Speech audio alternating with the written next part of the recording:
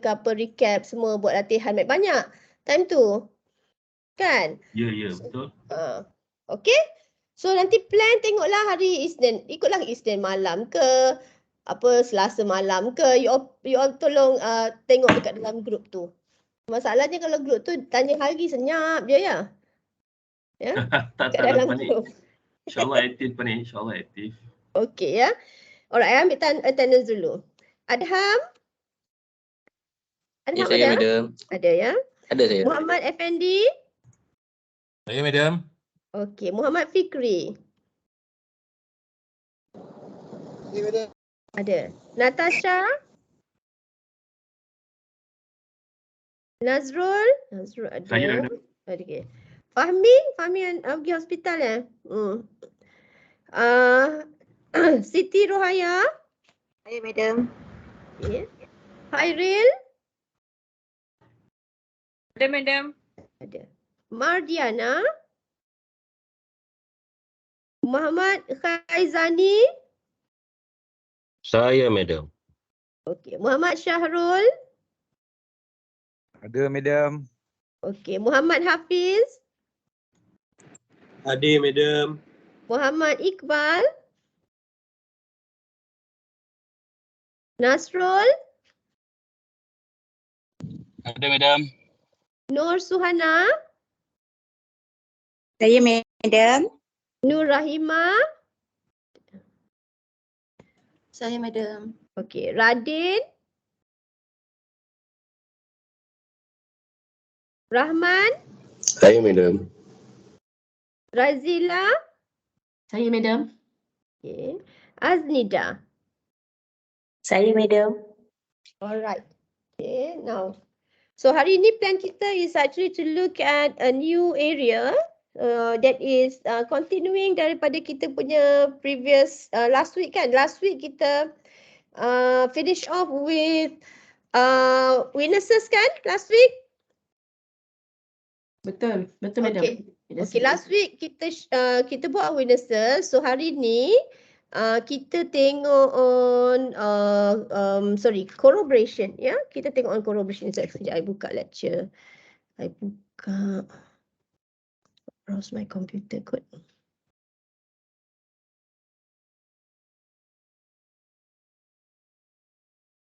Bentar.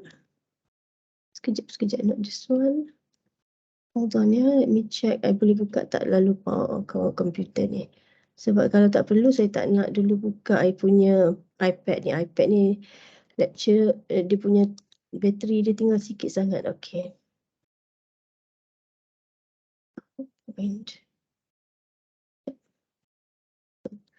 Sekejap.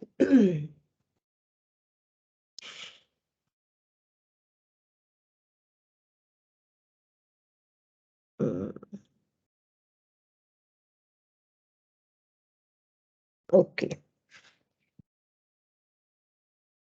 Boleh nampak? Boleh Can you madam. all see? Alright.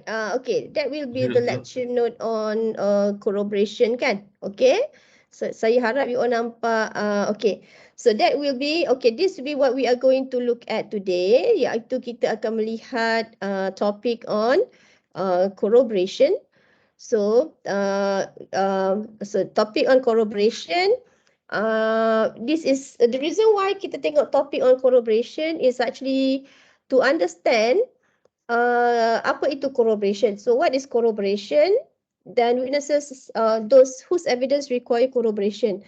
Now, corroboration bahasa Melayunya ialah sokongan, ya, keterangan sokongan, keterangan yang menyokong. That is corroboration. So, why do we need corroboration? Corroboration tu maksudnya keterangan siapa yang patut kita sokong, ya? Keterangan siapa yang memerlukan sokongan. So, that's the idea. So, because kadang-kadang if you are talking about, katakanlah you and me, ya, kita testify in the court, kita ada jatuh dalam kategori yang tidak ada masalah, ya.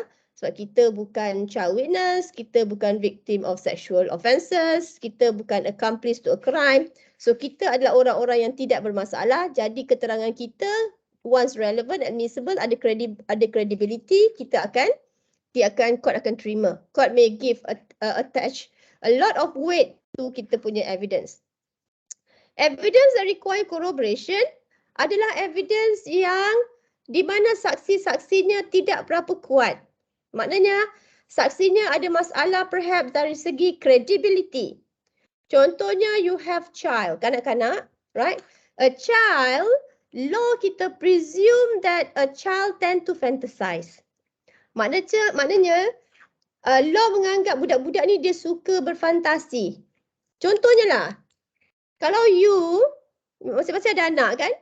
Anak you umur 8 tahun, kita suruh dia pergi keluar rumah, katakan macam rumah saya ni rumah kampung, ya. Alright, kat luar tu hutan-hutan.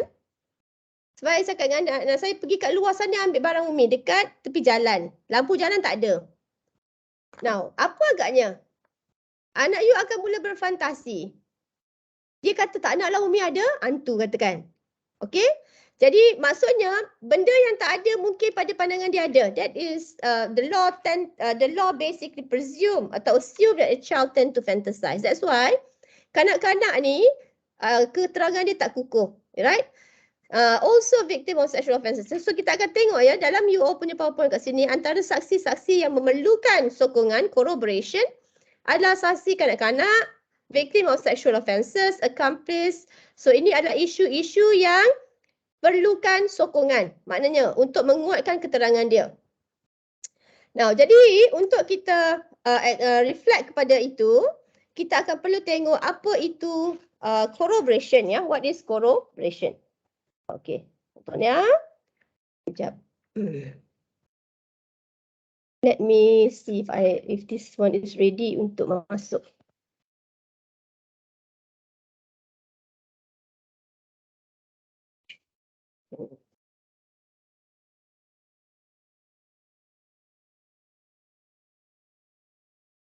Inilah semuanya nak minta ID lah, password lah. Ya. Sekejap.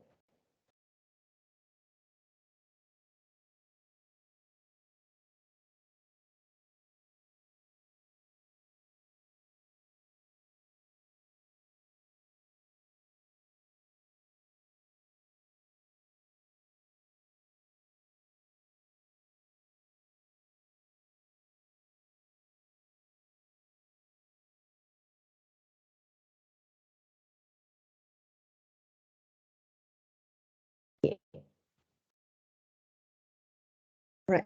I stop sharing yang ini, then I share another one.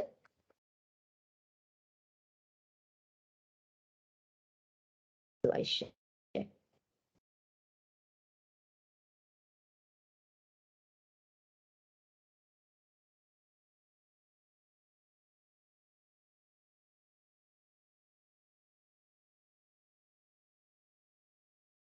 Alright.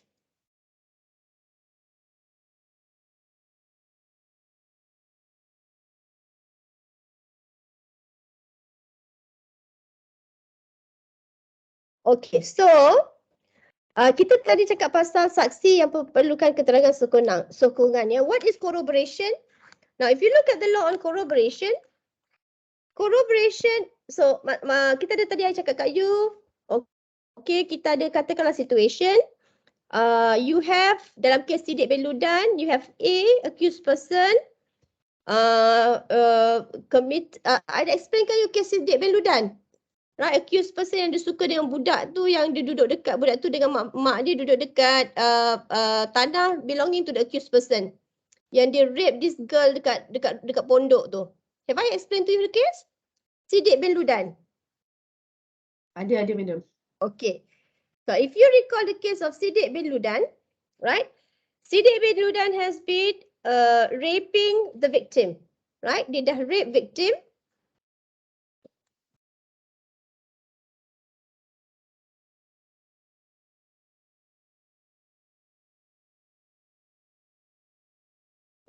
Accused person raped the victim. So you have the victim here. Okay, katakan she is a 9-year-old. Yeah, she's a 9-year-old who has been raped. Now, when I explained to you last time, kalau you have a child, right? Can the child testify in the court? Boleh tak Charlie beri keterangan dekat mahkamah? Yes. Boleh. Okay, session berapa Boleh. kita tengok? Boleh. Kita tengok section berapa? 118. 8. Ya. Section 118, a child can testify in the court selagi dia boleh faham apakah soalan yang diberikan kepadanya dan boleh memberikan rational answers to those questions. Right, so that would be the level 1. A child can testify. Level 2 relating to a child is what? Section 133A. Okay, yeah, section 133A, you're talking about whether a child should give sworn or unsworn evidence, yeah? Whether a child gives sworn or unsworn evidence. Now, kalau budak itu faham apa soalan, ya, kalau budak itu faham what is an oath, tahu apa itu sumpah, dia akan beri sworn evidence. Kalau budak itu tak faham sumpah apa, tapi dia tahu dia tak boleh berbohong, then she will give unsworn evidence, ya. So, bila kita tengok section 133 evidence A, 133A evidence act, for a child to give unsworn evidence, keterangan budak ini dia walaupun boleh diterima tetapi dia tidak kukuh. So it's not strong. Therefore, bila dia tak kuat, the evidence require corroboration. Ya, dia perlukan keterangan sokongan. So kita nak explain, kita nak tengok apakah itu keterangan sokongan. Ya, what does it mean by corroborative evidence? Now when you look at the law,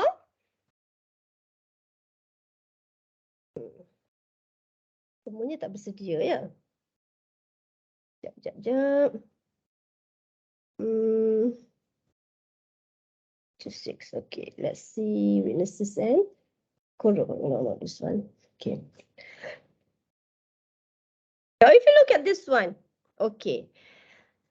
Section 134 basically talk about, okay, berapa ramai you nak panggil saksi kat court. So you all adalah, most of you are enforcement officer. So enforcement officer kerja you lakukan siasatan, cari saksi-saksi. Kadang-kadang bila you lakukan siasatan, you jumpa ramai saksi. Kata kalau you ada kes-kes yang high profile, macam kes-kes Zahid Hamidi ke, kes-kes Najib ke, kan? Right? You have high profile ataupun ingat kes Sosilawati. So you, the police officer who carry out investigation mungkin interview sampai 50 orang. Lepas tu dia dapat sampai 100 dokumen. Ya? So basically, if you look at section 134, section 134 cakap pasal apa? Section 134 says that, okay, berapa banyak saksi yang you perlu panggil? Right? No particular number. Yeah, no particular number. Dalam section 134, ketentuan untuk panggil berapa banyak saksi pada siapa? Siapa yang menentukan dia nak panggil berapa banyak saksi yang perlu dipanggil?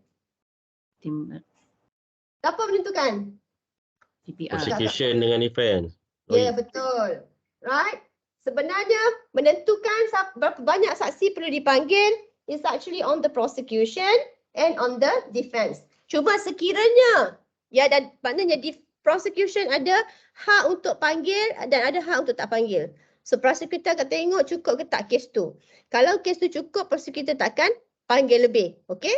So maknanya untuk buktikan kes dia, ya. So that will be 134. So evidence need to be weighed, not counted. So yang penting, saksi you tu relevant, number 1. Saksi you mesti relevant. Dan number 2, harapnya dia adalah credible.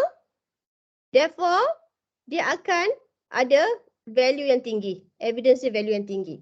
Tapi, relevancy kita dah tahu dia adalah satu-satunya faktor yang menentukan sama ada you boleh bawa ke tak. Ya. Then issue of credibility comes into picture, iaitu weight. Okay. Now, if some evidence are suspected or difficult to be believed, macam sukar you nak percaya because of the label attached to that particular witness, sebab mungkin kategori dia, di mana issue of weight is in question, so such evidence require corroboration. Macam Abi tahu kat you tadi, evidence of a child. Budak tend to fantasize. Ya, anak kita suruh turun bawah dekat dapur ambil air, lampu semua dah tutup, dia tak nak pergi sebab dia fikir ada hantu sembunyi kat bawah situ. So he tend to fantasize, okay? Now what is corroboration? Corroboration is referring to evidence that support a fact or testimony of a witness. So that is corroboration. Dia menurut kepada keterangan sokongan, dan keterangan sokongan ini dia boleh jadi daripada saksi lain. Ya, keterangan sokongan boleh jadi daripada saksi lain. Keterangan sokongan juga boleh jadi circumstantial evidence. Maknanya dia boleh disokong dengan benda-benda lain. Ya. So sama ada panggil saksi ke, ataupun by circumstantial evidence ke, ataupun you ada evidence yang lain, iaitu real physical evidence ke, yang you produce in court. So that will be keterangan sokongan. Okay. So now let's look at the meaning of keterangan sokongan. So keterangan yang macam mana yang boleh dijadikan keterangan sokongan. Maksudnya tak semuanya boleh jadi keterangan sokongan walaupun dia jatuh dalam kategori yang macam-macam tu. Okay. Now let's look at Baskerville. R and Baskerville adalah kes yang explain berkenaan dengan apakah yang dimaksudkan dengan corroboration. Ya, dalam kes Baskerville, basically, corroboration must be an independent testimony which affects the accused by connecting or tending to connect with him with the crime. It must be evidence which implicates him, confirms some material particular, not only the evidence that a crime has been committed, but also the accused committed it. Now, dalam kes Baskerville, karakteristik of evidence yang menyokong mestilah independent evidence. Of course, the evidence has to be relevant. It has to be credible dan admissible. First kali, keterangan yang menyokong tu mestilah relevant and admissible to the facts and issue. The third one, dia mesti independent. Independent daripada apa? Independent from the witness that require corroboration. So katakanlah you are talking about a child. So a child has been raped, right? A child has been raped. Dia beri keterangan dekat mahkamah. Bagi saya contoh satu keterangan yang menyokong child evidence ni. So you are the child di PW. So she's the PW and she's the child. Can you give me an independent, relevant evidence yang boleh menyokong keterangan kanak-kanak ni? Dia mesti independent. Statement doktor ataupun Ya. keterangan doktor. So you ada doktor punya evidence. So this particular doctor carry out the examination of this particular girl. Dia nampak ada tear. Ya, dekat dia punya private parts. So that tear adalah keterangan yang dibuat oleh doktor itu secara independent from the child. So that is the factor that is independent according to Baskerville. Maknanya dia tidak ada connection dengan child tersebut. Kalau child ini dia cerita dekat doktor tu. So bila doktor examine, doktor nampak ada kesan tear. Dan doktor tu juga, okay, dia beritahu dekat doktor tu, okay, pakcik Sidik tu, the accused person, raped her. Dia buat macam ni kat saya. So this is a child who is telling the doctor. Right? So if the child tell the doctor, dia gagal penuhi elemen independent. You got that? Because the source of that evidence comes from the child. You get the picture? So, nanti bila I explain to you later, kita akan tengok section 157. 157 relating to evidence of a child. Ya, di mana itu gagal kategori corroboration, tetapi dia boleh dibawa juga dekat mahkamah. 157. Nanti kita akan tengok. Ya. So, dalam Baskerville, elemen yang kita perlukan ialah independent, okay, relevant and admissible evidence, which has to be independent, dan it must implicate the accused person in the material particular. Maknanya dia ada relation to the facts and issue. You get the picture? So itu adalah Baskerville. Elemen dia, ya. According to the case Brabakaran, corroboration evidence can be direct or circumstantial evidence, and it must be admissible. So kalau you tengok doktor tadi, this particular doctor examine the girl. What kind of evidence will the doctor be giving? What kind of evidence will the doctor be giving? Okey, dia akan beritahu keterangan pakar. Keterangan pakar tu jatuh dalam kategori apa? Pakar 45. Okey, opinion. Section berapa you tengok? Section berapa? 60? Macam mana? So kalau you have a girl here, she's giving evidence in the court, dia di-examine oleh Dr. K. Okay, apa yang berlaku ialah Dr. K examine herself, betul? She examine herself. Bila dia examine, apa yang dia buat? Dia periksa this particular girl. Section berapa you nampak? Of course, when she examine, dia pakai section 45. Alright, dia 45. Okay, section 60 mana? Be precise. Section 60 mana yang you pakai? Dr. Kim? Sorry? 60D. Before you... 60, so Okay, section 60D. yes, Before 60D, dia guna satu lagi section yang paling penting. 61. 61D tu penting, reflect kepada opinion. Tapi yang lagi penting, kalau tidak tak ada section 61D, apa? Dia tengok tak budak tu? kita tengok. Itu section 61A. A. Ya, 61A. Maknanya this particular doctor examine the person, dia tengok dan dia bagi opinion. 61A dia tengok, dia see, dan 61D dia bagi opinion. So this one is direct evidence. So satisfy lah macam Prabhakaran tadi cakap ya. Because Prabhakaran kata Dr. K ni boleh corroborate V punya testimony yang mengatakan she has been raped. She has been raped. Tapi dia tak boleh nak confirm siapa rape dia. Siapa rape dia kena confirm dengan another evidence. Maybe you get some sample taken from her. DNA. And then you have DNA. So you have that picture. Ya. Kita pernah ada satu case di Sarawak. This particular girl who is an underage girl dalam 14 ke 13 tahun. She has sexual intercourse with a man who is 60 ke 80 tahun. Right? Okay, she has been raped lah sebenarnya. It was a statutory rape. Budak tu mengandung, semua orang tak tahu siapa yang bapak dia. Right? And then what happened was that bila budak tu dah bersalin, dia analyze the DNA of the baby, found it to match the man, accused person. I tak ingat umur dia 60 ke 80 ya, but he is quite elderly. So that in that particular situation, that man was charged for rape.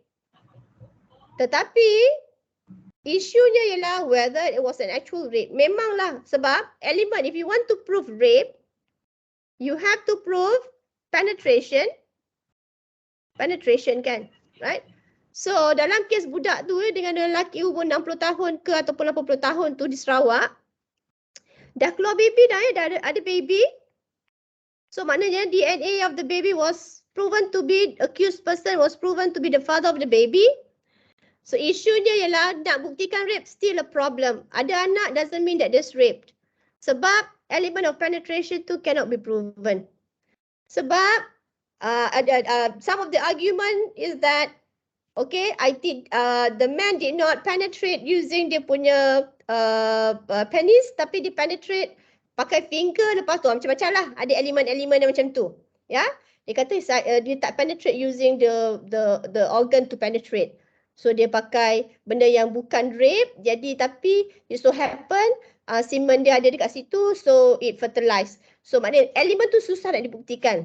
Ya, on this aspect. So that's why dalam kes tu, walaupun ada baby sama DNA dengan accused person, that man was not found to be guilty for rape. Ya, statutory rape. Okay. Now, so bila kita cakap pasal corroboration, tadi kita ada Baskerville. Baskerville talk about number one, the evidence has to be relevant and admissible. The evidence has to be independent. So evidence has to be independent. So Dr. K here, bila dia examine, she examined it, it satisfied the element of independence. Kalau Dr. K here, okay, kalau V here tell, ya, V told Dr. K as to what happened. Dia cerita the fact that she has been raped by A. So Dr. K is testifying in the court of the fact that V told her that particular evidence fall within section 157. Now what is 157? Cuba tengok section 157. Ada explain ke saya 157 dengan you dulu? Tak. Now section 157, if you read the section, you refer to the former statement of witness may be proved to corroborate later testimony of as to the same fact. Now, section 157 gunakan perkataan corroboration. Betul tak? Ya. Got that? Yeah. Okay, in order to corroborate the testimony of a witness, any formal statement made by him, whether written or verbal, on oath or in ordinary conversation, relating to the same fact, may be proved. So, maknanya, dia merujuk kepada formal statement. Statement sebelum ni yang dibuat oleh orang itu. So, you're talking about V here. V told Dr. K. So, there is a formal statement made by V to Dr. K. Dalam konteks ini, section 157, that particular statement dalam section 157 tu dia kata sebagai corroboration juga. Tetapi, apa yang you nampak? 157 sumber dia siapa? Dia dapat information of rape tu daripada siapa? Daripada budak tu. Daripada victim ni. Jadi dia gagal di element of independent dalam Baskerville. Nampak?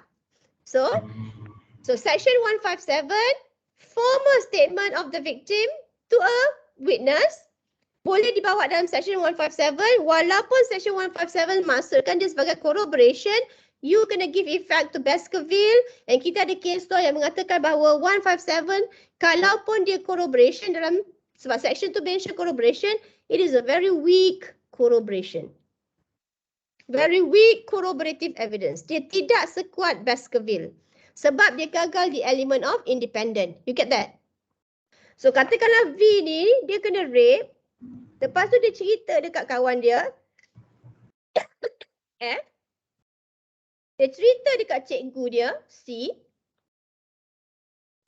dengan F dengan K testify benda yang apa V ceritakan, that is 157.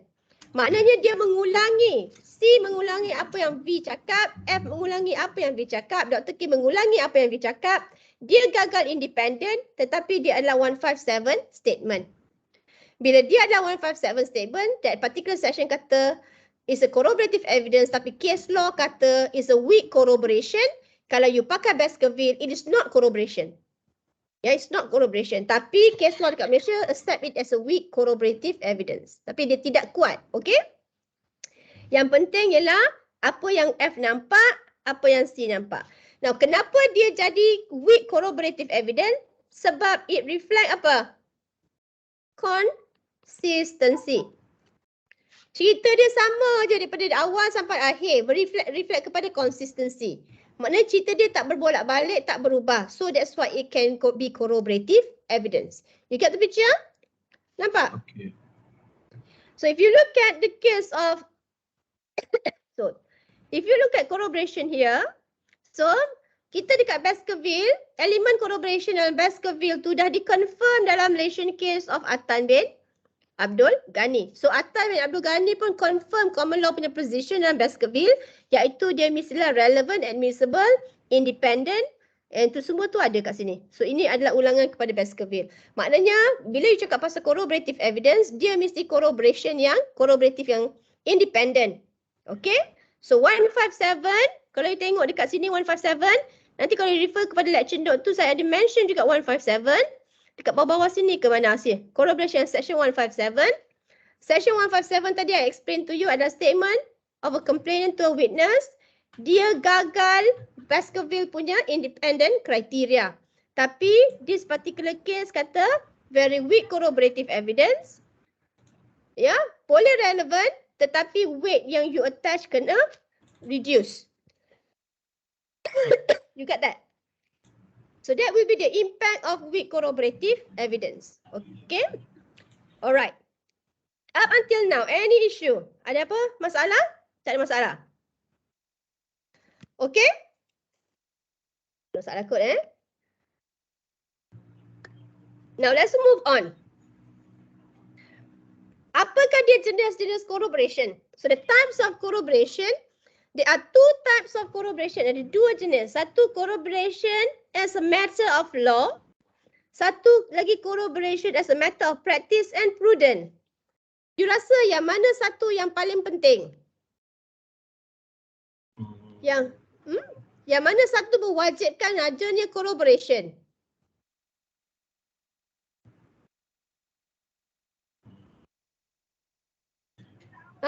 Corroboration as a matter of law, maknanya law wajibkan ada corroboration. Kalau tak ada corroboration, evidence you ditolak. Law, corroboration as a matter of practice and prudence, rujuk kepada keadaan di mana, okey, kalau ada corroboration lagi bagus. Tapi tak ada, tak apa. So that is the position. Law wajib, so this one is mandatory. Yeah, this is mandatory. Corroboration is mandatory. This one, corroboration is not mandatory. Right? So, tak ada, tak apa. Tapi kalau ada lagi bagus. Yeah, so that is the position of corroboration as a matter of practice and prudence. Kita akan tengok, okay, the distinction between the two. Okay, corroboration as a matter of law, which is mandatory, statute yang imposkan. Ya, maknanya it is the Evidence Act perhaps that impose the need of corroboration. Contohnya kita discuss section 133 tadi.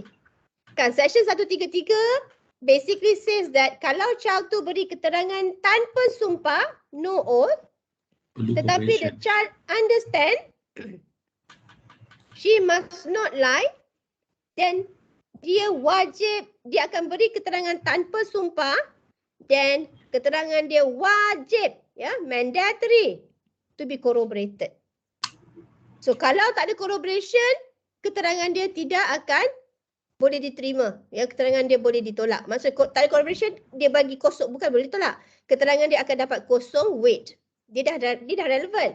So if you talk about this particular girl, yang V ni, umur 9 tahun, katakanlah dia tak faham apa itu sumpah. Yang V tak faham apa itu sumpah. So she testify in court. Right? So she give unsworn evidence. Right? She give unsworn evidence, maknanya she's competent, understand the question, capable of giving rational answers, tetapi dia tak faham sumpah tu apa. She give unsworn evidence. Section 133A, corroboration is mandatory. Corroboration yang macam mana? Corroboration yang macam diberikan oleh Dr. K, independent yang ni. Corroboration mungkin diberikan oleh guru dia yang nampak dia. So katakanlah guru dia observe the change of behavior. Ya, change of behavior. Dulu happy-happy je. Sekarang macam suka menyendiri, ya, change of behavior. Ya, so change of behavior section berapa? Observation, section berapa observation? Agak-agak lah. Yang belajar dengan Dr. Mazlina. Section 7, state of thing.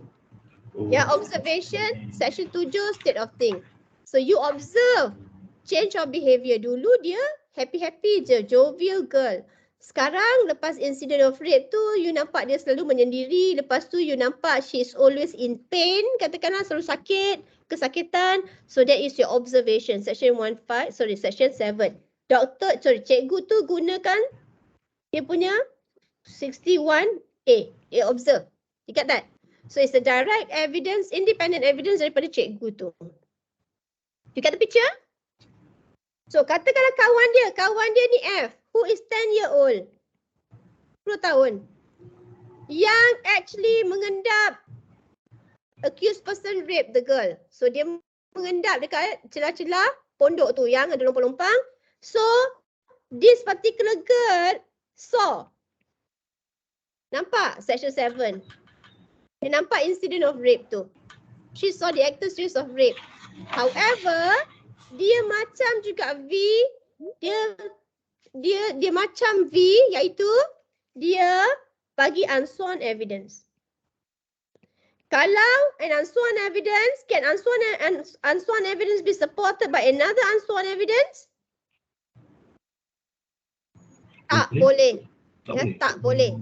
Under the law of corroboration, the unsworn evidence of a child need to be supported by an independent full evidence, iaitu Dr. K, cikgu. Child evidence which is unsworn cannot corroborate another unsworn testimony. You get that? So maknanya, tapi adakah corroboration wajib dalam konteks V punya testimony? Adakah wajib? Wajib you cari corroboration tak dalam konteks V punya testimony? Wajib. Wajib. Ya, section 133. Get that? So faham ya maksud corroboration. Okay? Right. So that is corroboration as a matter of law. So kalau corroboration as a matter of law, maknanya statute yang meletakkan wajibnya ada corroboration. So kita ada akta kita yang letakkan. Dan judges have a duty to see whether the witness evidence is sufficiently be corroborated. Maknanya corroboration itu adalah sesuatu yang wajib. Ya, wajib. Tidak ada discretion untuk tidak ambil corroboration.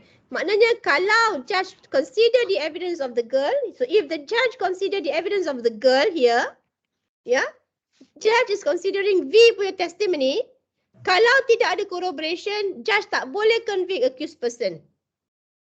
Walaupun this particular child yang bagi ansuan evidence very convincing.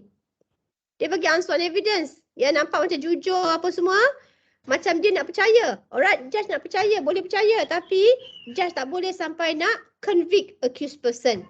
Sebab corroboration adalah sesuatu yang wajib. You get the picture? Alright? So that is corroboration as a matter of law. The other one will be corroboration as a matter of practice and prudence. Now this is derived from judicial decision. Corroboration tidak mandatory. Tetapi it is exercised as a matter of caution. Apabila saksi kita potentially unreliable. Maknanya this is a situation where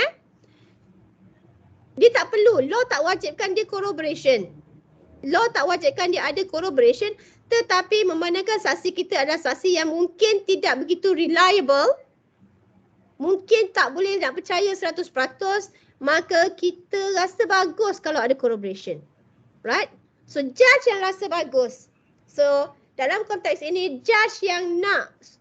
So dalam konteks ini the judges yang nak supaya dia happy. Alright? When the judges make decision, the judges want to be really sure yang orang ni bercakap betul. So the judges want to is cautioning himself. Maknanya judges you yang nak a clear state of mind. So, dia law tak wajibkan tapi untuk meyakinkan saya beri keputusan, I nak cari corroboration. So, that is corroboration as a matter of practice and prudence. Get that? Dan contoh kita ada ialah accomplice. Ya? Yeah? Okay. So, this is the position on corroboration. So far, any question? Boleh? So, kita habiskan dulu child. Ini ulangan last week ya. Last week kita dah discusskan. When you talk about the child, number one, the child. So if you talk about the child, dia ada dua level. Okay. Can the child testify? Alright. Must the child give evidence? Must the child evidence be corroborated? So bila kita cakap pasal competency of a child, kita ada dua level. Remember when we explained last week, when I explained to you last week, when you talk about evidence of a child, soalan pertama ialah, can the child testify? Ini kita pakai section 118. Kita tengok Tajudin punya case. Right? Budak tu faham tidak soalan, budak tu boleh tak beri rational answer. Kalau ni ya, kita ada soalan level kedua, betul tak? Ya. Okay, level kedua ni level 1. Level 2 apa? 119. Right. Tidak. Mana pula 9? Level pertama, can a child testify? Itu level pertama. Kalau ikut Tajudin, dia boleh faham soalan, dia boleh bagi rational answers, the child can testify. Level kedua apa? Ini saya dah bagi dia last week. Ni dalam konteks child sahaja yang you boleh ada keterangan macam ni. Level 2 macam ni. Kena preliminary Bukan. Okay, preliminary tapi apa? Itu level 2 dia apa? Isu dia. Isunya adalah Level 1, you tanya soalan, boleh tak child tu beri keterangan? Dalam section 118 dibaca bersama dengan kes Tajudin. Kalau budak tu faham soalan, kalau budak tu boleh bagi rational answers, the child can become a witness. Okay, level kedua apa? Kalau you deal with the child. Competency. Yang ini atas tu kompetensi lah. Yang kedua. Child ada dua Swan level and swan. soalan yang kita tanya. Okay. Should the child, should the child give Swan sworn evidence. evidence or unsworn Unsworn evidence. evidence?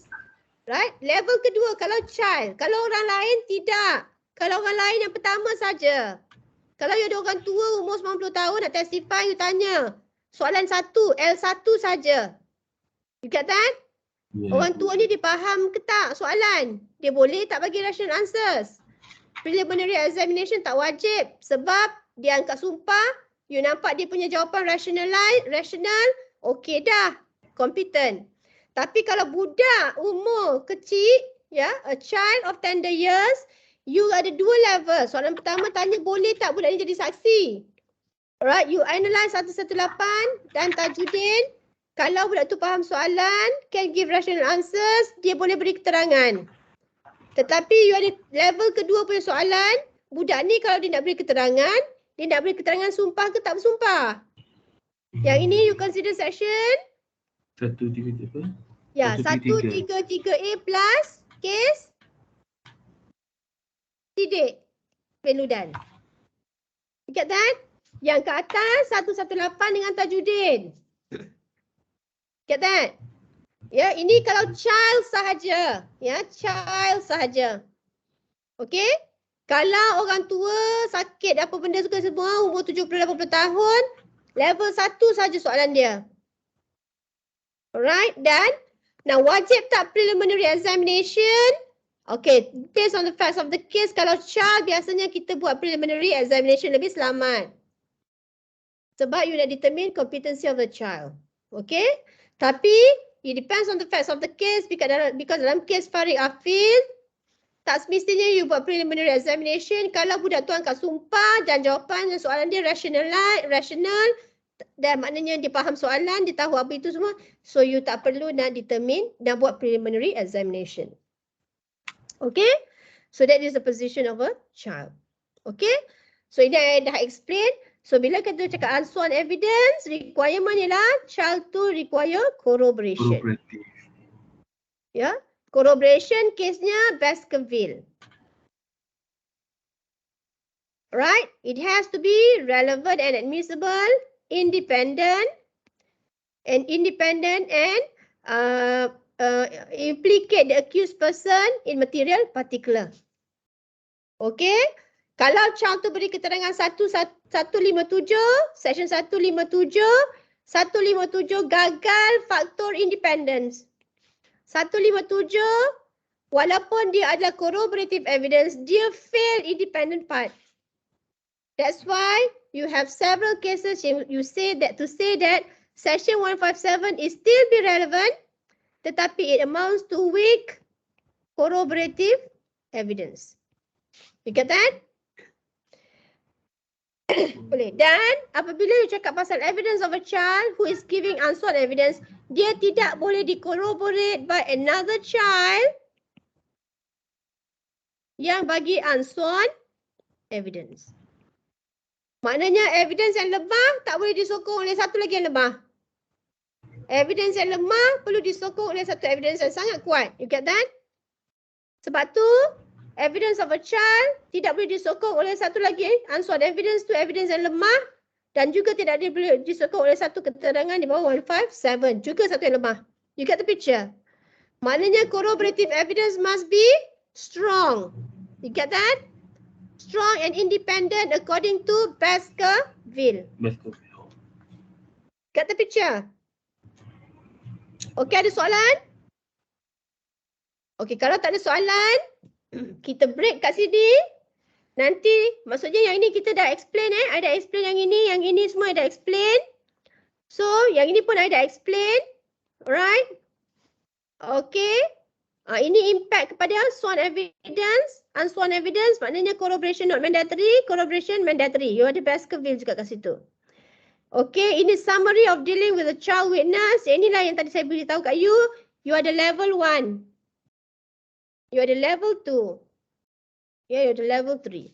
Right? You ada level 3. Okay? Alright. So, kita berhenti kat sini dulu. I give you 10 minutes break before we proceed. Dengan Yang bawah ni ya. Victim of sexual offence. Terima kasih, Boleh? Ya. Boleh. Okay, madam. Okey, kita jumpa dalam 9.40 9.40. Okey. Okey. madam. Okay.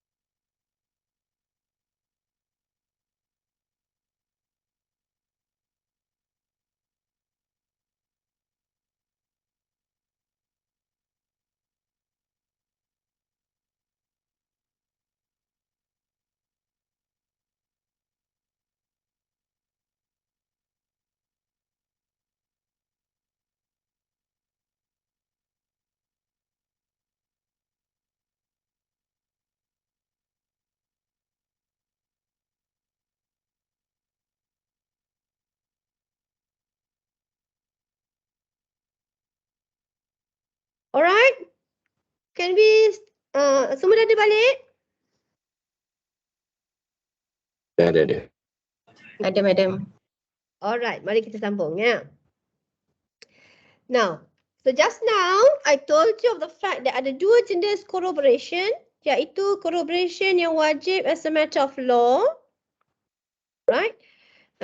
Ni corroboration yang wajib as a matter of law, corroboration yang tidak wajib as a matter of prudence and practice, right? Now, as far as the type of witnesses are concerned, siapa-siapa, hanya this one saja yang wajib as a matter of law. Maknanya corroboration mandatory. Right? Okay. So far child witness saja mandatory sebab you ada section 133A. Yang lain semuanya corroboration is not mandatory.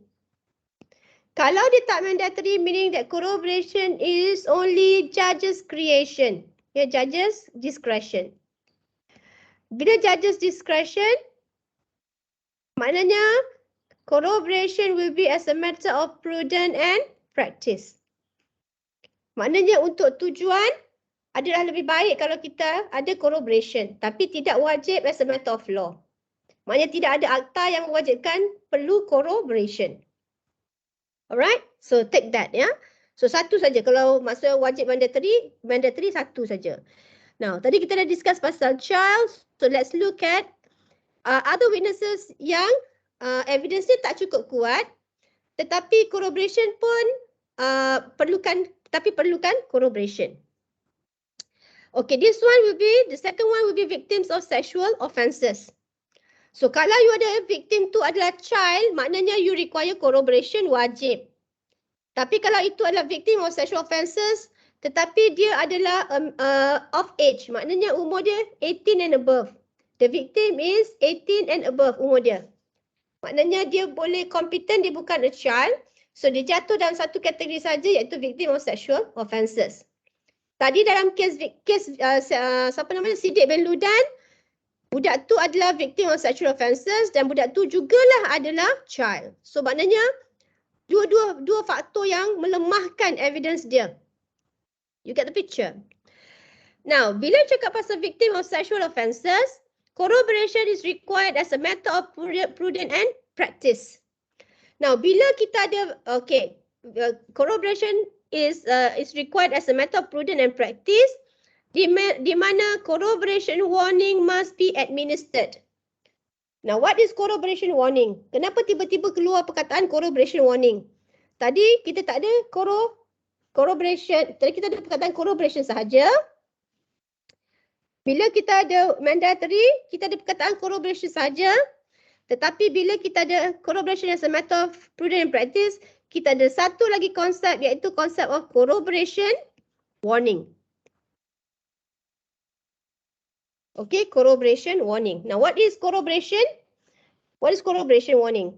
Tadi I dah explain dekat you, corroboration adalah mengikut definition of Baskerville.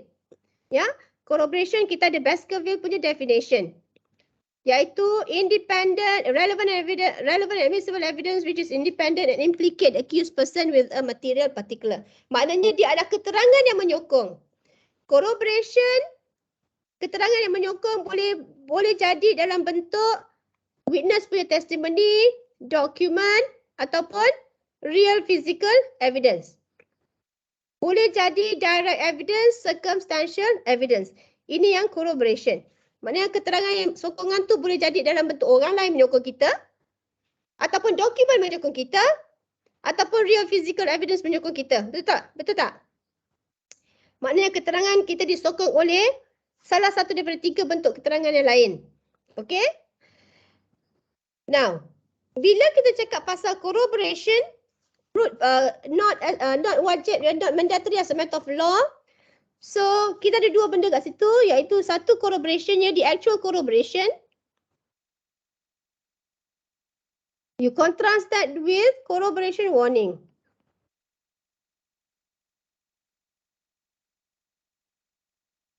Apa beza corroboration and corroboration warning? Corroboration, okay, ada Baskerville.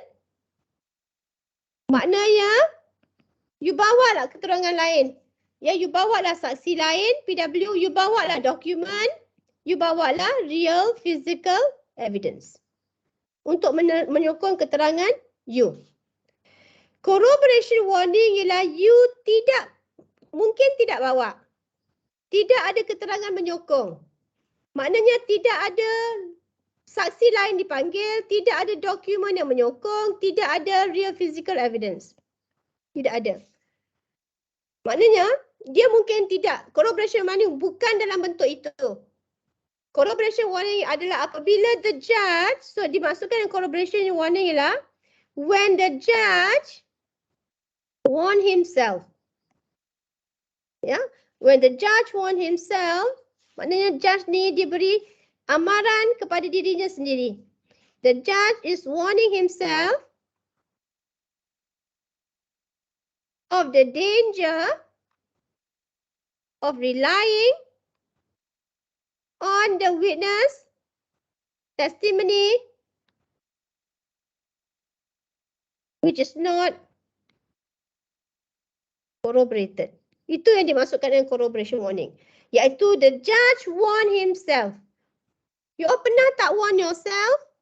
Pernah tak you all beri amaran pada diri sendiri? Tak pernah? Tak pernah. Seumur hidup tak pernah beri amaran diri sendiri, betul? Pernah. Okey? Pernah tak? Dululah masa evidence 1 tak tahu. You rasa evidence 1 susah tak? Susah juga. Susah. Okay. Alright. So, pernah tak you warn yourself? Okay, yang you cakap pada diri sendiri. Evidence 1 ni susah. Kalau aku tak belajar betul-betul, aku boleh gagal tu. Okay, itu you warn yourself.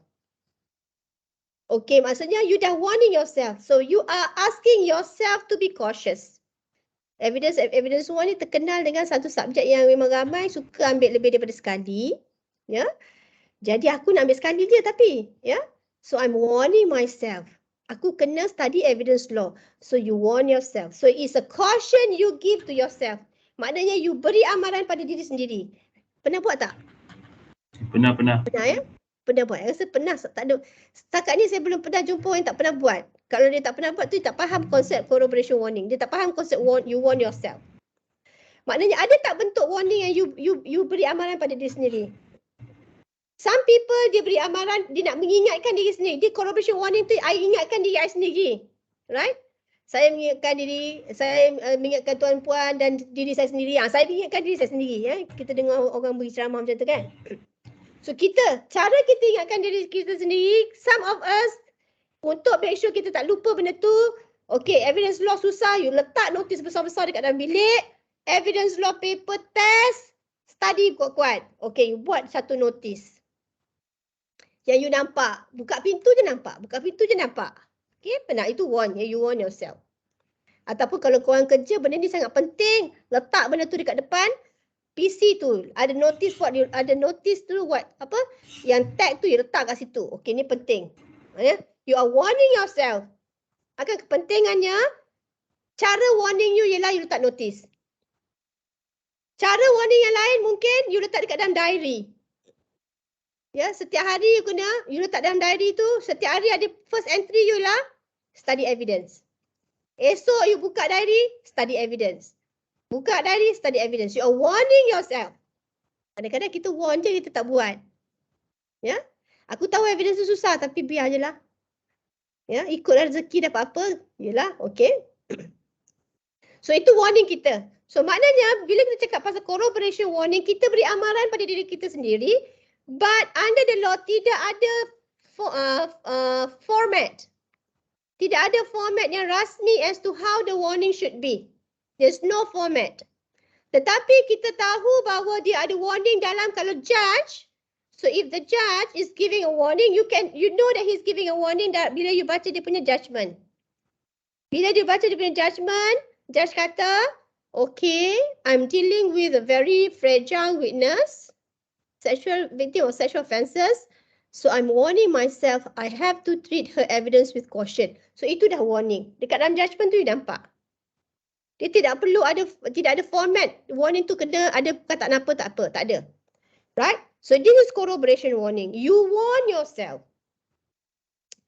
Corroboration, the actual evidence produced. Nampak beza dia? The actual evidence produced kalau you cakap pasal corroboration, tapi kalau corroboration warning, tidak perlukan actual evidence, tapi perlukan amaran pada diri sendiri. That is corroboration warning. Do you see the distinction? Nampak tak ini? Beza ni. Ya? Sebab last semester saya ada cerita. Last sekali dah penat cerita kat 3 jam. Puan, corroboration warning tu apa? Jadi saya cerita corroboration warning awal-awal dulu supaya you faham konsep dia. So apabila corroboration is wajib as a matter of law dalam section 133A, kalau corroboration wajib, you kena buktikan bahawa salah satu daripada 3 ni. Evidence-nya. Kalau corroboration warning yang wajib, you tak perlu bawa evidence, you warning. Ini yang penting. Now, dari segi value, yang mana satu lagi bagus? You bawa evidence yang corroborate ke ataupun you bagi corroboration warning? Antara dua ni, mana yang lebih baik? Corroboration. Yes, corroboration ini lebih baik. You bawa bukti tu sendiri untuk sokong. Kalau you tak ada bukti tu, you bagi warning. So, corroboration warning ni adalah kurang baik. Tapi dia baiklah. Maknanya, corroboration warning ni dia akan cakap pada diri sendiri, okay, saya tengah deal dengan evidence of victim of sexual offence. Ni adalah saksi yang boleh diragukan. Jadi saya kena berhati-hati bila saya analyse dia punya evidence. Ya, evidence dia tidak perlu disokong. Tetapi saya kena hati-hati. Kalau ada sokongan, lagi bagus. Itu saya cakap. So that will be corroboration warning. You get that? Now, okay, under the law, kalau corroboration itu tidak mandatory as a matter of law, it's a matter of prudence and practice, corroboration warning is mandatory. So corroboration warning is mandatory when corroboration is standard as matter of prudence and practice. Bila corroboration tu tidak wajib, corroboration warning jadi wajib. You got that? Maknanya sokongan tu tak perlu, tetapi saya perlu warn myself. Maknanya saya dah hati-hati bila saya buat keputusan. So that is the position of law. Okay? Bila corroboration tu tak wajib, corroboration warning jadi wajib. Sebab warning je kan, kita bagi amaran pada diri sendiri. Tetapi kalau law mewajibkan corroboration warning, you bawa evidence to corroborate, that will be even better. You tak corroborate. So maknanya the law require you to provide corroboration warning, you tak warning. Tapi you bawa terus evidence, that will be even better. You are giving more than what the law required. You get that? Law hanya perlukan warning saja. Tapi you bawa extra, you bawa evidence dia. Jadi lebih kuat. Okay? You got the picture. So if you look at this one, so if you look at victim of sexual offences, basically victim of sexual offences ni evidence dia lemah. Sebab kita tak tahu kenapa dia complain of sexual assault. Kita ada case di mana a victim of sexual assault claim rape cuma mungkin lepas sebulan lepas dia tak period. Makna the claim of rape may not be genuine. The claim of rape may be by virtue of spite. Dia nak balas dendam dekat boyfriend dia. Boyfriend dia dah tinggalkan dia. Dia pula dah period dia, dah lewat, dia dah mengandung. So padahal padahal masa dia have sexual intercourse, she was consensual. It was consensual. Maknanya, katakanlah 2 bulan lepas, dia ada sexual intercourse dengan dia punya boyfriend, it was consensual. Lepas tu maknanya dia dah pregnant, 2 bulan tak period, tiba-tiba boyfriend dia reject dia. Jilted dia, cari girlfriend baru, dia kena tinggal. Right, lepas tu baru dia buat complain dekat court, dekat balai polis, claim rape. Now, incident transpired, sexual intercourse happened 2 months ago. Claim rape lepas 2 bulan. Itu pun lepas dia dah mengandung, lepas boyfriend dia tinggalkan dia. So, will that be rape or not? Isu ni adalah adakah dia kena rape ke tidak? Right? Maknanya it was actually consensual, tapi dia claim rape. So victim of sexual intercourse, victim of sexual offences, bila dia buat complaint of rape, ada keadaan di mana dia buat complaint not genuine. Ya, the complaint was as a result of spite ataupun revenge. Because of that, court kata kita kena treat evidence of victims sexual offences with caution. Right? Okay, so this will be the law on corroboration. This will be the law on the need for corroboration for victim of sexual offences. Now, bila you victim of sexual offences, buat police report adalah salah satu dianggap keterangan yang menyokong. Police complaint. So, kalau you buat police complaint, you buat police report of the fact that you have been raped, so that is an example of corroborative evidence. Tetapi dia bergantung, macam saya cakap tadi. Kalau dah 2 bulan baru claim rape, okay, it's gonna have a problem. Maknanya, complaint of course got to be made as soon as possible. Right? Untuk dia jadi corroborative evidence. Okay? Alright. Walaupun delay in reporting rape should not be taken as evidence of concoction, maknanya you buat cerita, tetapi you got to look at other evidence. Dalam kes Ahmad Nazari ni against PP, this woman who is a 60-year-old female, 63 tahun rubber tapper, yang perempuan orang tua. Orang tua yang kerjanya menoreh getah. She has been raped 3 times. She has been raped several times. 2 kali ya. Sekali dia kena rape dekat masa dia lepas menoreh. Orang tua, kawasan kampung, dia tak tahu nak buat apa. Nombor 3. She's 63 years old. Lepas tu dia macam malu. Aku dah tua pun orang nak rape ke? Jadi bila benda ni dia buat report, so it is actually very embarrassing. What happened was that she did not make a complaint. Sampai dia kena rape lagi sekali oleh orang yang sama. Memang betul-betul suka betul agaknya dengan dia ni ya. Okay. Ya, dia kena rape sekali lagi. Jadi anak dia dapat tahu, anak dia yang ask her to make police report. So there has been a delay of making police report. Faktornya ialah dia adalah buta huruf, orang kampung, orang tua, dia malu. Semua faktor-faktor tu is taken into consideration where the court says that walaupun ada delay 3 minggu dalam kes ni tak apa, justified. Keadaan dia. Right? So evidence, police report dia walaupun dia buat 3 minggu lewat adalah corroborative evidence. So if you have incident of yang macam gini sexual assault ke apa ke, as much as possible try to make complaint as soon as possible. Sebab kita takut dia orang anggap ini sebagai satu concoction. Yeah? Alright. Okay? These are examples of evidence of rape. Yeah? Sorry, corroborative evidence. Okay, tadi kita dah tengok section 157. Now this one is important. I always mention to you this one.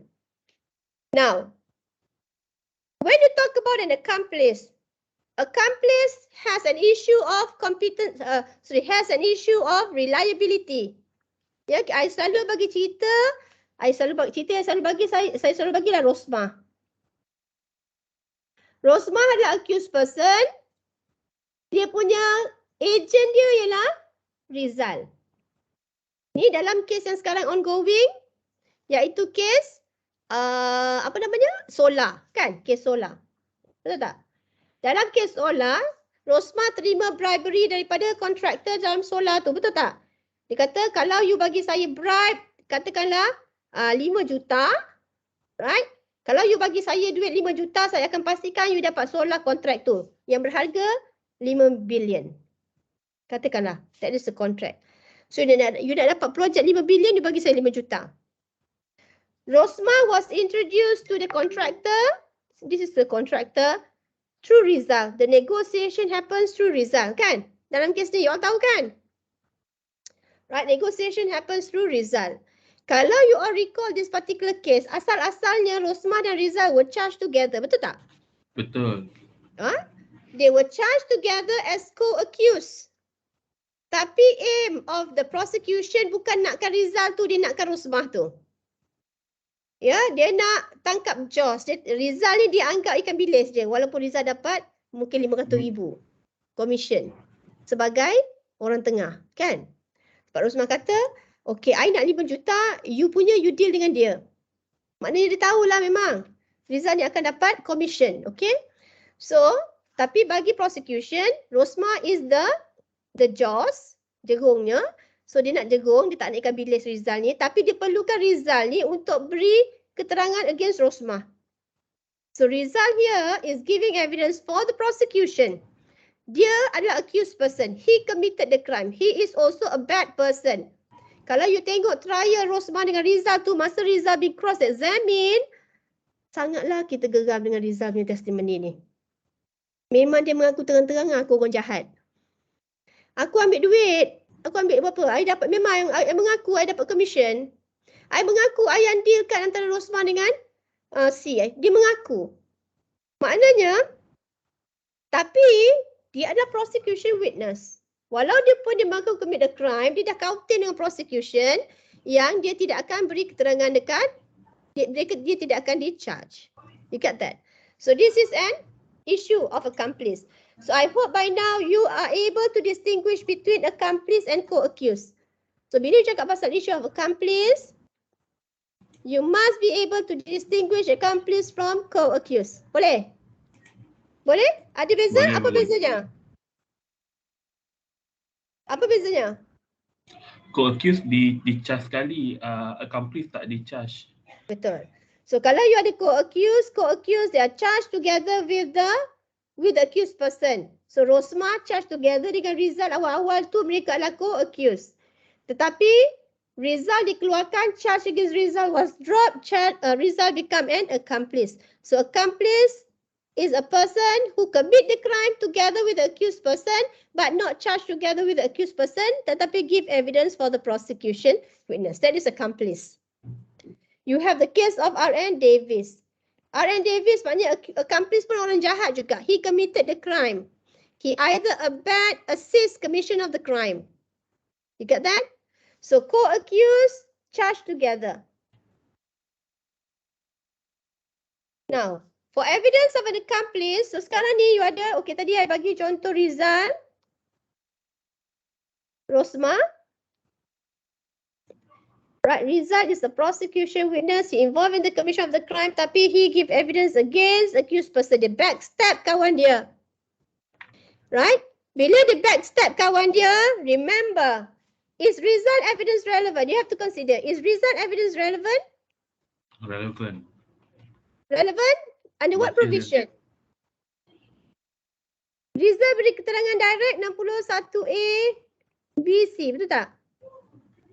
Dia beri keterangan direct. Dia nampak, dia dengar, dia negotiatekan. So he is giving evidence yang direct. Relevancy section berapa?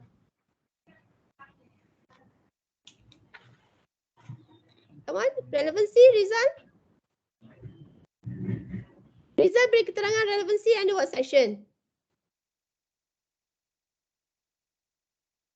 Rizal menceritakan bagaimana insiden itu berlaku?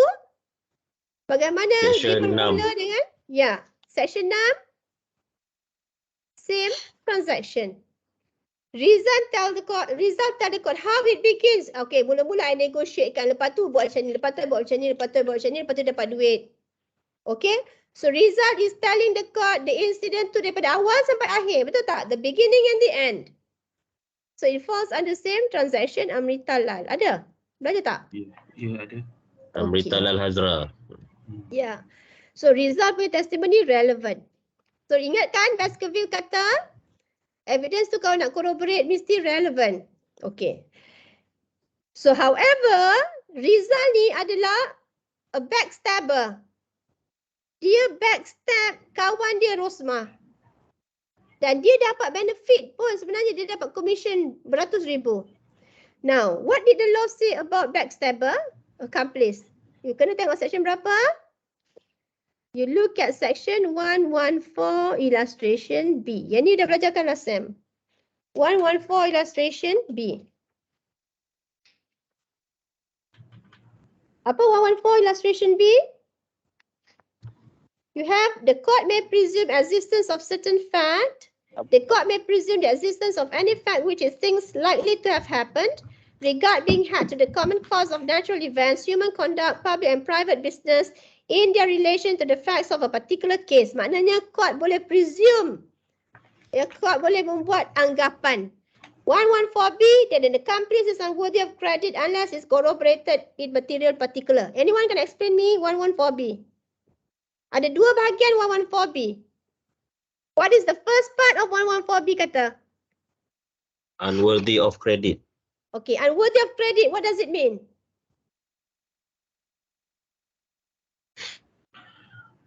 What does it mean unworthy of credit? Low weight. Sorry? Weight rendah. Weight rendah tu apa? Weight rendah apa?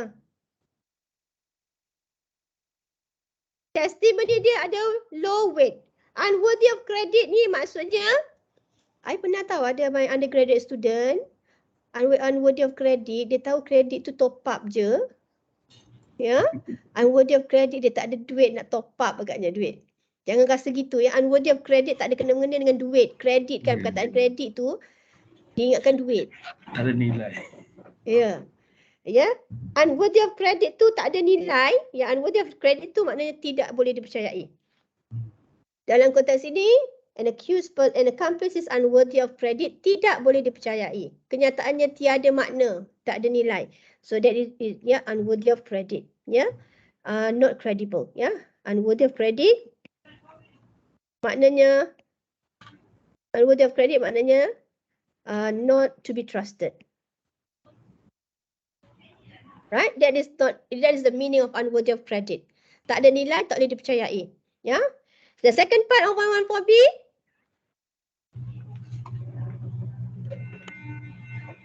Second part of 114B. Corroborated in material particular.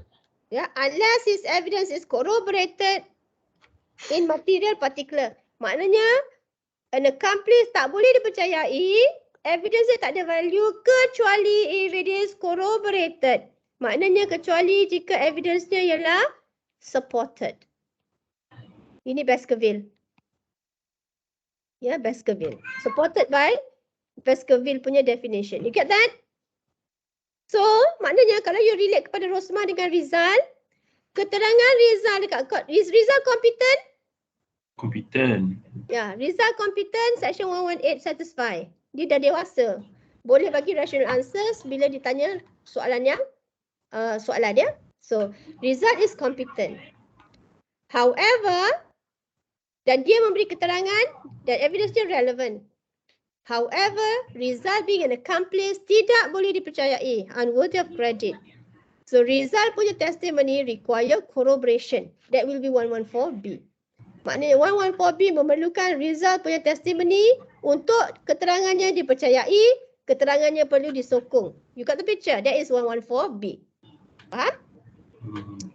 Okay, read section 133. 133. 133. Someone read me 133. Accomplice shall be a competent witness against an accused person, and a conviction is not illegally merely because it proceeds upon the uncorroborated testimony of an accomplice. Okay. Section 133 ada first part. First part of section 133. Accomplice Competent. shall be a competent witness. Maknanya accomplice competent. Section berapa?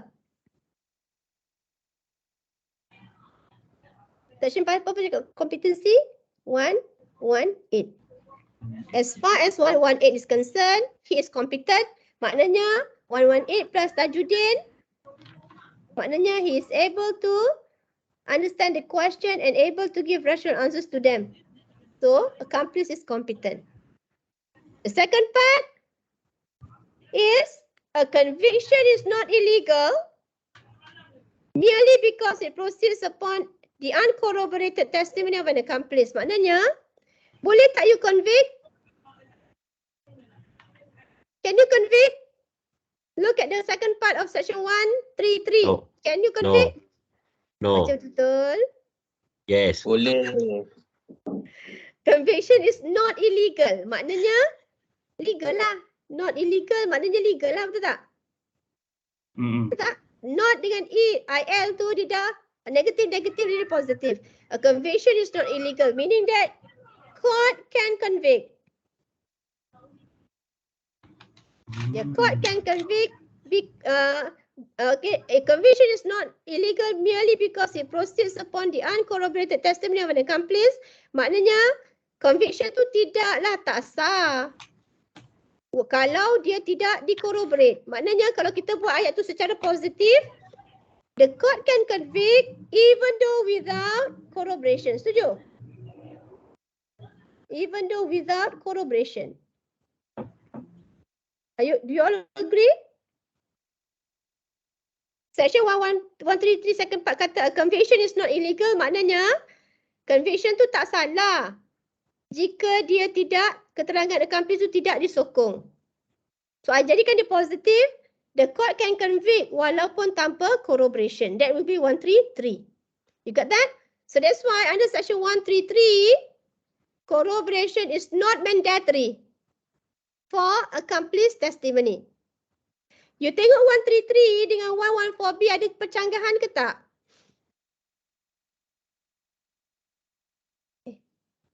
Ada percanggahan 133 and 114B?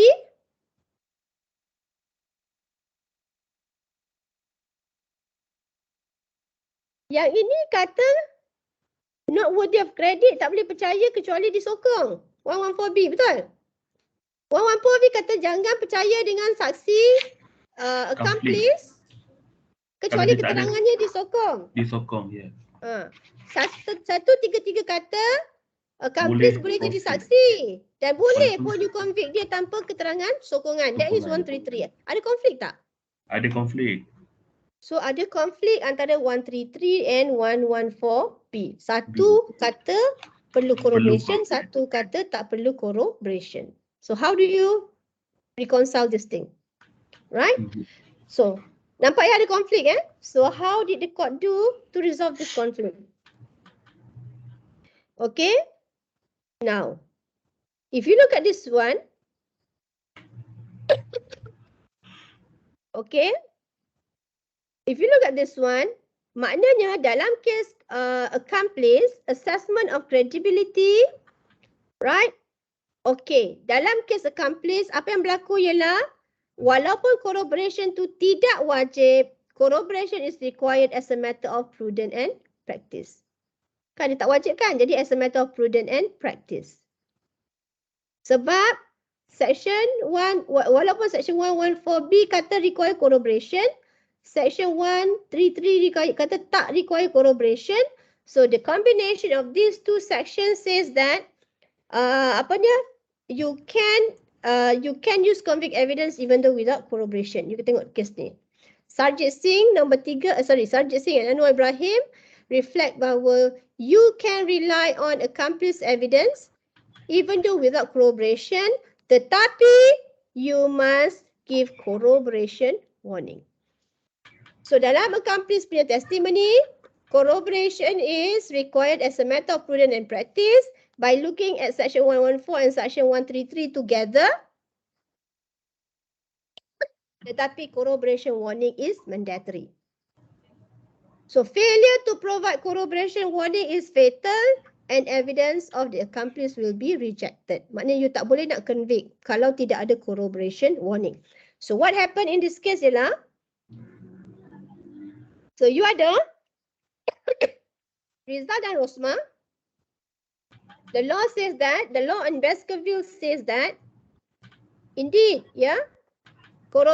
Rizal tidak boleh dipercayai 114B, keterangannya perlu disokong, tetapi 133 kata, okey je kalau nak convict tanpa corroboration, tapi Baskerville kata perlu ada corroboration warning. Corroboration warning becomes mandatory. What happened? Dalam kes Rizal dan Rosma, the judge bila dia nak decide, dia akan kata, okay, saya tengah deal dengan Rizal punya testimony. Rizal adalah accomplice, maka saya akan berhati-hati bila saya analyse evidence Rizal. So I am giving warning to myself. Yang judge akan cakap macam tu. So kalau judge buat macam tu, judge is actually warning himself. Kalau Rizal punya keterangan tidak ada sokongan, boleh convict. Because Rizal adalah orang yang paling dekat dengan kes tersebut. Ataupun court tidak beri corroboration warning tetapi Rizal punya testimony, you rasa Rizal punya testimony ni disokong tak? Ada. Ya, Mesti ada. dalam kes Rizal, dalam kes Rosmah, Rizal punya testimony disokong oleh keterangan complainant, keterangan driver yang bawa beg tu, betul tak? Okey, mungkin adalah bank yang keluarkan duit tu ke? Right. So ini semua adalah corroborative evidence. Mungkin ada CCTV yang capture image dia pergi hantar duit tu dekat rumah Rosmah ke? So these are all example of corroborative evidence. You get that? So keterangan Rizal ini disokong oleh keterangan-keterangan yang lain. Yang itu adalah corroborative evidence. So dalam konteks itu, kalaupun tidak ada corroboration warning, court boleh je ambil keterangan Rizal. You get the picture? Boleh? Boleh, boleh. Alright. So that is what it meant by corroboration. Corroboration warning, accomplice issue. Okay, ada soalan tak accomplice? So kalau accomplice, corroboration only is a matter of prudence and practice, tetapi corroboration warning is mandatory. Ya, corroboration warning is mandatory. Sekiranya corroboration warning itu tidak di-administer oleh judge tidak beri corroboration warning, then you all kena cari ada tak corroborative evidence. Corroborative evidence tu keterangan-keterangan yang lain. Macam Rizal, corroborative evidence tu yang cakap tadi, driver punya testimony, dua beg besar ke apa-apa semua. Itu adalah corroborative evidence. You get that? So far ada soalan kat sini? Boleh, tak ada soalan? Okay, now this one will be accessory after the fact. Accessory after the fact rujuk kepada orang yang bukan accomplice. Dia mungkin, okay, accessory after the fact cannot be an accomplice. He is not concerned with the commission of the original crime. Dia tidak ada prior knowledge to the offender's intention to commit the crime. Maknanya, contohnya accessories after the fact, A, B. A ajak B jumpa C. A ajak B jumpa C, lepas tu B pun panggil, B pun jumpa C. Okey, dia jumpa dekat bawah jambatan, katakanlah. Ya, B bawa C jumpa A bawah jambatan. Alright, dia tak tahu apa yang A nak buat. Tapi mungkin dia tahulah A ni macam marah, C ni mungkin curi dia punya girlfriend. So B kata jom kita jumpa, okay, C nak jumpa you sekejap, nak discuss something kat bawah jambatan tu. So B yang tukang ajak C. So C pergi jumpa A bersama-sama dengan B dekat bawah jambatan. Tiba-tiba dekat bawah jambatan, A keluarkan pisau dan stab C. Dia stab C. B langsung tak tahu cerita itu niat dia. So that is accessory after the fact. You got that? So accessory after the fact ialah dia tak tahu apa intention accused person. Maybe dia tak commit the crime. So dia tak tahu ya. So that is accessory after the fact. Okay, even though he may be present at the crime scene. Okay. Okay, ada dua jenis accessory after the fact. Sama ada dia adalah active accessories after the fact ataupun passive accessories after the fact. Active accessory after the fact, contohnya A, B ada kat situ, A step B, A step C. Lepas tu A minta tolong B, tolong sama-sama buang mayat. Jadi A membantu B membantu A buang mayat tu. So dia jadi active accessory after the fact. Ya, dia tak buat. Dia bawa je kawan tu pergi situ. Tiba-tiba A step dia. Lepas tu A minta tolong, jom tolong aku buang mayat ni dekat sungai. So dia jadi active accessory after the fact. So kalau dia active accessory after the fact, corroboration will be much more desired. Perlu corroboration. Tapi ini remember as a matter of prudence and practice. Semua ni as a matter of prudence and practice ya. Kalau dia play a passive role, corroboration warning saja cukup. But bear in mind, accessory after the fact, the corroboration as a matter of prudence and practice ya. Okay, agent provocator. Tahu agent provocator? You kena distinguish agent provocator from informer. Yeah, you distinguish that from accomplice. Kena distinguish dengan informer. Informer ialah orang yang maybe introduce accused person to the agent provocator, lepas tu dia hilang. Itu informer. Dia cuma introduce je, lepas tu dia hilang. Yang lain semua agent provocator dengan accused person nego. Accomplice berbeza dengan agent provocator. Apa beza antara agent provocator dengan accomplice? Right? Ini ya, perbezaan antara agent provocator dengan accomplice ialah dia jadi agent provocator apabila dia dia inform the police prior to the crime completed. Maknanya, contohnya, katakanlah you have A adalah public servant. Lepas tu dia, W want to have a contract dengan company tu, dengan ni. So W nak bid dalam kontrak dekat government. A kata, I boleh tolong you dapat kontrak ni provided you bagi kat I 10,000. Okay, W bagi 10,000. Tiba-tiba A minta lagi extra 5,000. W report dekat MACC. Maknanya, dia jadi agent kepada government prior before the commission of crime ends. So, dia jadi agent provocator, ya. Yeah? The witness made himself an agent for the public prosecutor before committing the crime, ataupun ataupun sewaktu crime is being committed. That is agent provocator. Accomplice dia dah buat benda tu semua, betul tak? Dia dah buat benda tu, dah settle semua, kena charge baru dia jadi agent for the government. So itu berbeza dengan accomplice. So agent provocator benda tu masih ongoing ataupun belum habis lagi ataupun belum start lagi, dia jadi agent for the government. That is agent provocator. Now when you talk about agent provocator always relevant and admissible, tidak perlu corroboration. They are deemed to be a good witness, right? So their evidence does not require corroboration dan tidak perlu juga corroboration warning. You get that? So itu agent provocator. Walaupun agent provocator ni sebenarnya someone yang kadang-kadang provoke kita untuk commit the crime. Kenapa dia dipanggil sebagai agent provocator? Dia provoke kita untuk commit the crime. You adalah you adalah enforcement officer. So you are the enforcement officer, right? Katakan agent provocator come to you, bagi you duit. Okay, cik, janganlah charge saya, okay, untuk curi air ni. Okay, dia bagi you RM100, dia bagi you duit, mula-mula you reject. 2 kali reject, 3 kali reject. Tapi kalau dah hari-hari, setiap hari dia nak bagi duit, kadang-kadang manusia ni dia termakan juga. So akhirnya dia terimalah duit tu.